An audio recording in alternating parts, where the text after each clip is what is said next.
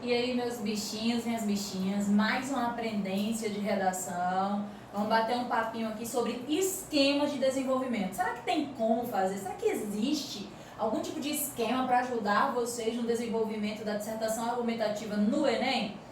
Muito importante avisar uma coisa e reforçar. O esquema tem que ser autoral.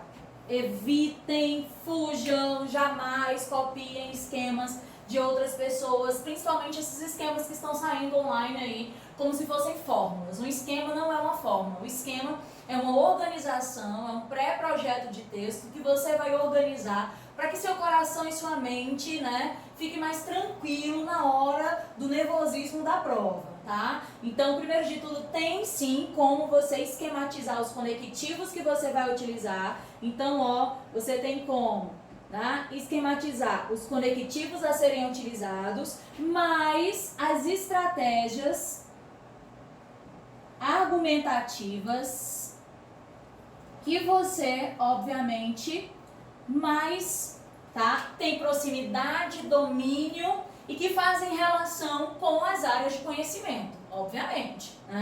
Então, tem como organizar isso sim. O INEP divulgou esse ano as apostilas que eram utilizadas e foram utilizadas no ano passado, 2019, para se corrigir, ou seja, não é nem uma palavra correta de se falar, para se avaliar as redações produzidas do Enem. Vocês têm isso disponível, eu vou divulgar o link para vocês aí no vídeo, tá? Fica atento. Essas apostilas, elas encaminham todas as competências e como vocês vão ser avaliados em cada uma das competências. E uma delas é a competência 2, que tem a ver com isso daqui, com as estratégias que vão ser utilizadas no repertório sociocultural, tá? E todas elas devem estar pautadas em áreas de conhecimento. E essas áreas de conhecimento, elas têm que ter um tripézinho relacionado com o tema, ou seja, legitimidade, área de conhecimento, pertinência, relação com um dos elementos do tema, e produtividade, que é a relação com a sua linha de raciocínio, com o ponto de vista que você vai defender.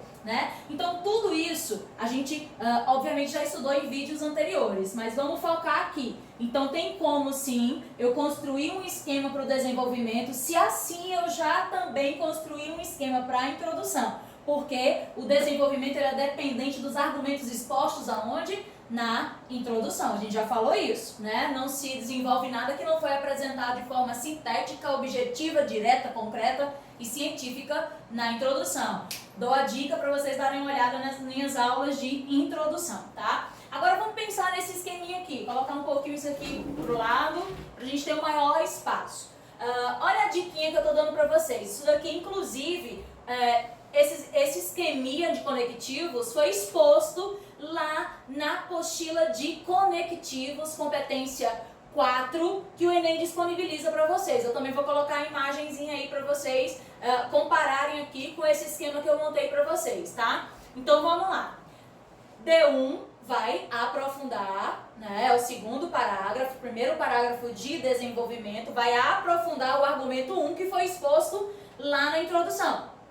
D1, diante desse cenário, esse é um conectivo que faz referência, que faz retomada, uma retomada da ideia. Então, dica que não pode deixar de ser utilizada por vocês. Um período que vai ser introduzido, ele tem que ser relacionado por meio do conectivo com o período anterior. Então, diante desse cenário, vai retomar o argumento 1, lembrando que usar vocabulário diversificado com as relações de sentido, sinonímia, partonímia, hiperonímia, hiponímia, antonímia. Por quê? Vocabulário diversificado, sem ter que repetir o mesmo conjunto de palavras que já foram expostas na introdução. Obviamente que as repetições necessárias não é disso que nós estamos falando. Nós estamos falando de pessoas que têm um vocabulário muito reduzido e que vão repetir muito as ideias, vão perder ponto com certeza nos critérios avaliados no 1 e no 4, nas competências 1 e 4. Primeiro período, então no primeiro período seria interessante fazer uma exemplificação do argumento 1, daquilo que eu vou apontar no argumento 1. Período 2, em embora, vírgula, esse embora aqui tem uma relação de contra-argumentação, de adversidade. Então eu posso trazer um paralelismo, uma ponte, né, entre essa exemplificação que vai ser feita, mais uma ideia que vai ser comparada, mais uma ideia que vai ser confrontada, mais uma ideia que pode refutar a anterior, né? Terceiro período, prova disso, vírgula. O prova disso é um conectivo que traz a ideia, né, que provavelmente vai ser apresentado aí uma teoria científica, né, uma conceituação, tá? Um viés bem fundamentado em alguma área de conhecimento, por meio, obviamente, né, de uma conceituação, uma definição ou uma exposição dessa teoria científica que pode ser apresentada. D2, desenvolvimento 2. Por outro lado, lembrando que o período que vai iniciar o parágrafo, ele tem que estar ligado com o último período, né? Eu trago prova disso, uma teoria, e eu trago o outro lado da moeda. Por outro lado, vírgula, né? Paralelismo, eu vou trazer o quê? Eu vou trazer o argumento 2 sendo aprofundado, já foi exposto na introdução, eu trago o argumento 2 e eu faço um paralelismo com as relações novamente de sentido, né? Em que eu posso fazer o paralelismo entre realidades, entre concepções, entre países. Vejam que já caiu no Enem temas que na própria coletânea você tem ali países para serem comparados com o Brasil, como é no caso de publicidade infantil, né, em questão no Brasil, tema ali de 2013, em que lá na coletânea tinha, né, uma série de países e como esses países lidavam com a publicidade infantil para serem comparados ao Brasil, tá?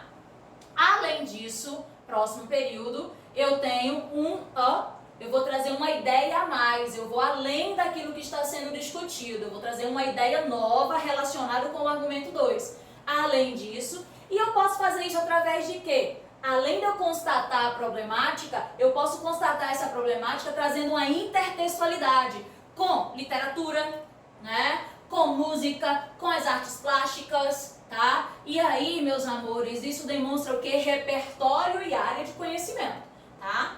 Terceiro período, desse modo faz o quê? Dá uma ideia de continuidade, de consequência, vírgula. Citação, eu vou trazer uma citação, que aí vai ser um argumento, obviamente, de autoridade, que pode ser uma proposta direta ou indireta. A gente já trabalhou sobre isso, proposta direta e indireta, na nossa aula de conclusão. Vai lá e dá uma olhada no vídeo novamente da aula de conclusão, tá? Isso quer dizer que esse esqueminha aqui, ele pode ser alterado a ordem, pode ser alterado os conectivos. Claro, o que vai realmente fazer com que o teu esquema funcione é se esse esquema dialoga com as tuas habilidades, né, com a tua forma de argumentar e utilizando bem os conectivos de forma variada, obviamente, e com sentido correto. Até a próxima aprendência, fica de olho nas nossas postagens. Tchau, tchau!